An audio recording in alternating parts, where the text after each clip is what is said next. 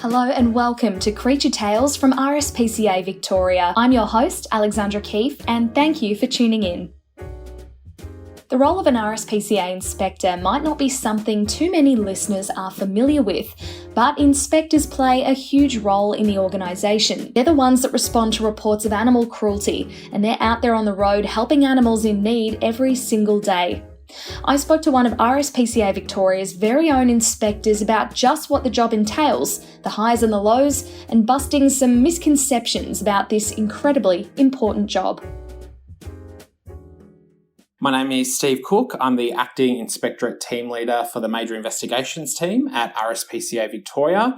And in the Major Investigations Team, we're a part of the Inspectorate team and we investigate dog and cat breeders and rearers all around Victoria and have recently introduced investigating blood sports, so the cockfighting and dog fighting and some form of hunting. Steve, take me through why you wanted to become an inspector with RSPCA. My interest in becoming an RSPCA inspector came all the way back to a kid having a dog from the RSPCA shelter. So growing up in the eastern suburbs of Melbourne and always aspiring to one day work at the RSPCA. Through my career, I've done a range of different things, but some of that has included working for local government in animal management roles, and becoming a dog trainer, working in the animal industry, and then eventually getting to the point where I felt I had enough experience to apply to become an RSPCA inspector. And what does a day in the life of an inspector look like? A lot of our time is spent driving, so we do have to cover the entire state of Victoria. So we have a small team of dedicated inspectors that do cover the whole state. So all of the inspectors have a region or an area that they cover under the supervision of a team leader. So each day, a typical day would look like, you're reviewing the emails that have come in overnight, the jobs that have come in, and then you kind of assess what jobs need to go, what jobs you need to attend to first, obviously looking at, the animal welfare risk. So all the jobs that we receive are prioritised based on the information that's in the report. So if it's, an animal is at the highest welfare risk, then obviously we will look at those jobs first and try and plan out our day the best we can so that we're, attending, the most urgent cruelty as a matter of priority, and then obviously just working the best way to get to the rest of the jobs. And are these reports coming through? Are these people that have seen something that they believe is animal cruelty and they're the people that have called RSPCA? Absolutely. So the majority of our reports do come from the general public. They either give us a call or go on the website. They can fill out the online cruelty report online. And a lot of those reports do come from members of the public that are concerned. They might have seen something while they were travelling. They're out on a weekend drive and they've seen, horses that may be underweight or need water. So absolutely. A lot of our reports do come from members of the public. And in terms of what an average day looks like, do you have a steady amount of these reports coming through, or is it busier in summer when conditions can be harsher for animals, or what does the spread out sort of look like? Yeah, absolutely. So during the summer months, there is obviously an increase in reports for, sort of weather-related reports. So, animals without water or access to proper and sufficient shelter. But likewise, in the cooler months, there's also, dogs or animals that don't have access to shelter during the cooler months as well. So we receive over 10,000 reports a year. So we definitely are receiving a substantial amount of reports each day. And is there a particular type of report that you tend to keep seeing over and over? A lot of the reports that we do receive are usually for more of the just basic husbandry, such as, insufficient food or insufficient shelter. And often when we do go out there, the animal owner only needs sort of some, basic education, just to, improve the welfare of that animal. We don't always need to take, further enforcement action. And do you think that's a misconception about your job, perhaps, that you are always going to go to a property and seize an animal? A big part of your job is actually educating people. Absolutely. We do educate people every single day. And yes, I think there is a misconception that that we will seize every animal that we attend. And I think there is a bit of a misconception that people do get a bit kind of frustrated sometimes if they feel like we haven't actioned their report because the animal's still present on the property. And I suppose that's a challenge for us when sometimes there isn't an offence that has been committed. I suppose a lot of people have different varying views on animal welfare and everyone is very passionate. I suppose the main thing is that we only, can work under the legislation that we're authorised to investigate. So that's the Prevention of Cruelty to Animals Act, as well as some authority under the Domestic Animals Act. So we have to work within the confines of the legislation. And, we're animal lovers as well. And that, is a misconception that, if we haven't taken the animal, then we haven't investigated. We, follow up and we reattend if we need to ensure, the compliance to our instructions. And, if it's a last resort or an emergency, then, we would be able to consider seizing an animal if its welfare was at risk. And so what happens when you do seize an animal? What's the process from there? So essentially, depending on the situation, like if it's for, usually it will be for an animal that's at risk, so it would need to go to a vet. So it either gets rushed to an emergency vet nearby, depending on the severity, or it gets transported to an RSPCA shelter where the vets assess it. And then we obviously make contact with the owner if we haven't been able to get hold of them at the time of seizure to give them the opportunity. Then, we'll obviously continue to make those inquiries, but also ensuring that the animal gets the treatment that it requires. And in those cases where you do offer help and support to people that may have inadvertently not been giving their animal the best welfare possible, do you think it really is just an education thing and people perhaps just aren't as knowledgeable in all areas of animal care as perhaps they should be?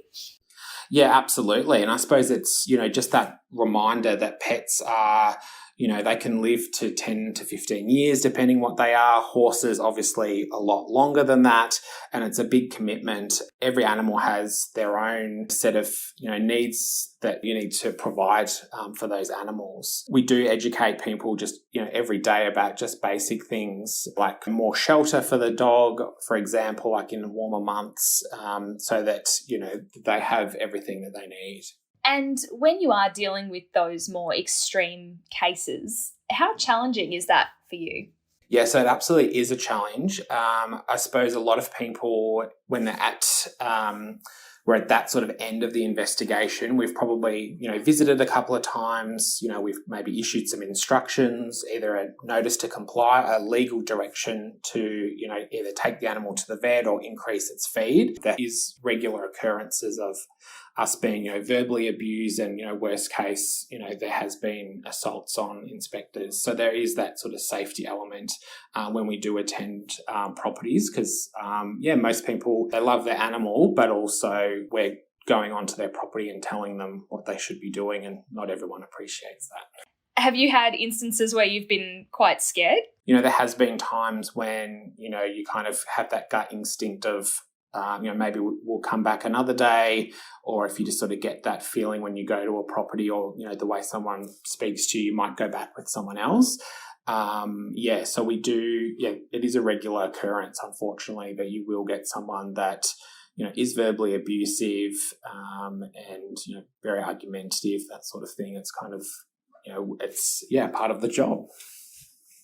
And Steve, as we know, all inspectors are huge animal lovers. What's it like seeing the animals that you're going to visit, some of them in terrible states? How does that affect you guys? Well, I suppose, we are people and, we, need to keep an eye on our teammates and ensure that they, are getting the support that they need because things, are confronting. And that's kind of why, being an RSPCA inspector isn't for everyone.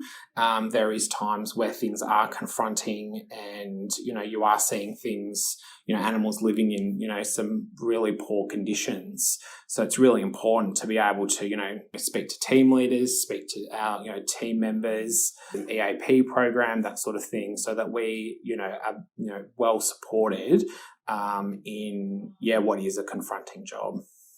What keeps you going every day? Well, I suppose what keeps me going is that, each job that we go to, we can improve the welfare of that animal, even if it's just one animal at a time. Like, we are able to just improve the welfare for that animal and just provide that education to the owner. And yeah, so I suppose that's really the kind of the rewarding part, is being able to just, provide that education to a lot of people that, don't always know everything that they need. So do you feel like you're in a pretty privileged position that every day you literally get to go out there and make a difference? Absolutely. I think it's a massive privilege to work for the RSPCA, and it's also a privilege to put the uniform on. It's a uniform that I definitely wear with pride. We are well recognised. We do take the role seriously. In the major investigations team, we investigate dog and cat breeders. A lot of the time, they're properties with either, quite a large number of animals. So being able to increase the welfare for those animals, like through, increased hygiene and, better living conditions, the provision of vet treatment, they're really positive stories that we can see, the animal welfare improve. And when it comes to breeding, how serious of a situation is that in Victoria? So at the moment, particularly with the pandemic, we're seeing a lot of animals being sourced from interstate and then on-sold into Victoria and sometimes in public places. Some of the reports that we have are that some of those puppies and kittens have required vet treatment shortly after purchase. So I suppose a lot of breeders have moved to other states of Australia because the legislation isn't the same as here in Victoria. So in Victoria, the code of practice for dog and cat breeders and rearers is probably the toughest in Australia. And, it does put heavy regulation on the number of fertile females they can have, a breeder can have on their property, as well as the requirements that they need to meet, like the council permits, council inspections, planning permits, which obviously we're partially authorised to investigate under the Domestic Animals Act. But yeah, that code of practice is a higher welfare standard because it's really holding those breeders and rearers to a higher level of animal welfare, because it's an enterprise for them. So how can people make sure they're buying from a legal breeder? Yeah, so we have these buyer guides, so for puppies and kittens, for members of the public to review some information about some tips to look for, such as, being able to visit the property where the animals are bred, being able to view the parents, looking at the living conditions that the animals are in. That there are some of just, a few points to ensure, that people are, getting an idea of where the animal has come from. Has it concerned you the amount of people that have turned to breeders throughout the pandemic and perhaps not always following the right processes? Yeah, I think the pandemic definitely has shown us that, pets are really important and, they're great companions. But it's about, doing your research the best that you can and, looking at your animal shelters, the rescue groups, obviously first. But, if you have to go on a waiting list for a little while, I think it's, worth just waiting for that, not an impulse buy just off, something off Gumtree where you haven't been able to view the parents, or you're really not really 100% on, where the animals come from. On a little bit of a different track, I'm not sure if everyone would know that you guys actually prosecute some of the cases that you find. Can you take me through how that works in the legal system? So for offences where, there has been either serious animal welfare issues or maybe an ongoing issue, we do have the power to lay charges. So that's where, similar to the police in, other sort of legal matters where they can, charge someone. So then they, have to appear before a magistrate and answer the charges. So that's obviously the more serious sort of end of the scale. If we haven't been able to resolve, the issue with a notice or, just a verbal instruction, or if it is a more serious case, then, those matters can go to court. And obviously there is, stiff penalties that the magistrates can give out, and also banning orders. They do have the power to issue disqualification orders, which either can be a full ban that the person can't have any animals in their control, or it might be a conditional ban where, they might be able to only have, 2 pets and they have to be desexed, for example. What would you say are some of the important traits that someone needs if they want to become an inspector? Absolutely. So one of the traits that I think, is really essential when becoming an inspector or considering becoming an inspector is resilience, being able to, sort of process, stressful things and be able to kind of, just really be able to sort of bounce back and continue on each day. Like I said before, it's, not a job for everyone. It's, it can be confronting. There is, a lot of driving involved because we do cover the whole state. Another thing would be, your communication skills are really important as well. So being able to speak to, a vast variety of people in the community, dealing with difficult people. How does someone go about becoming an inspector? Well, we advertise when vacancies do come up. So I suppose my recommendation is to keep an eye on our website for positions. People do come to us from varied backgrounds. Like I said, it was in local government previously. Other people come from like a policing background. Other inspectors have come from the animal industry, so vet nursing, animal attendant, those sort of roles, and then kind of done a bit of local government sort of enforcement work as well. So there is no real set way of becoming an inspector. There's no set course or anything. It's definitely, life experience is really important, but also being able to, deal with lots of different people. And we have kind of touched on this before, but just the most rewarding parts of your job in your view? So rewarding parts is definitely where you can improve the welfare of an animal, and that may not be seizing it. It may be seizing it. Even just very basic things by just improving the welfare of that animal. Also working with a great team. It's a really passionate, dedicated team. And I think that's really important as well. That in a confronting and demanding job, having, team members who you can support on, that can come to jobs with you or just have a chat to you on the phone while you're driving. I think that's, really important. It's really rewarding to be in a good team. In terms of just some tips perhaps for pet owners at home, what would be some simple things that people should keep in mind when it comes to thinking about the welfare of their animals?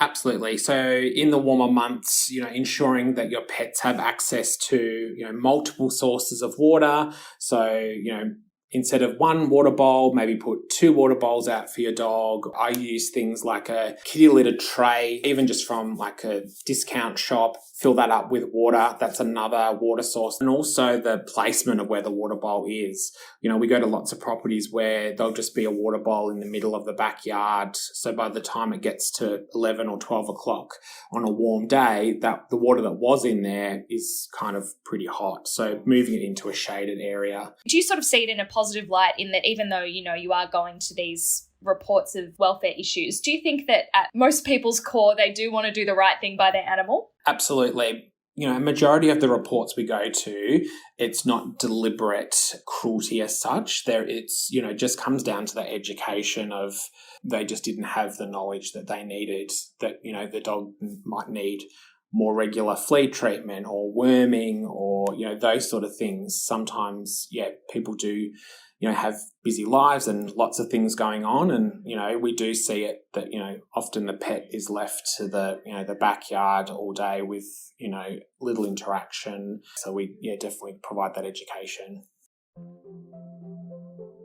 That was Steve Cook, RSPCA Victoria Inspector. If you'd like to learn more about inspectors or even find out how to become an inspector, you can visit our website and podcast page for more information.